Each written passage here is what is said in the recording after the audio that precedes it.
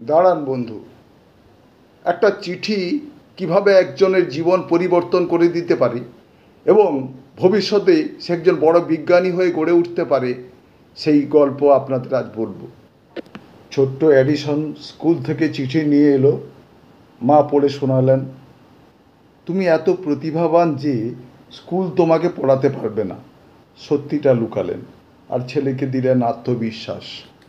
আর মা বললেন, আজ থেকে আমি তোমাকে পড়াবো। নিঃশব্দে কতগুলো বছর কেটে গেল। বিশ্বের অন্যতম সেরা উদ্ভাবক হয়ে উঠলেন। মায়ের মৃত্যুর পর তিনি সেই চিঠি খুঁজে পেলেন।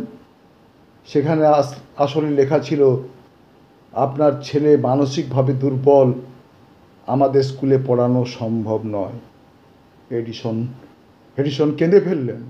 তিনি লিখলেন, আমার মা আমাকে সর্বশ্রেষ্ঠ মানুষে রূপান্তরিত করেছিলেন।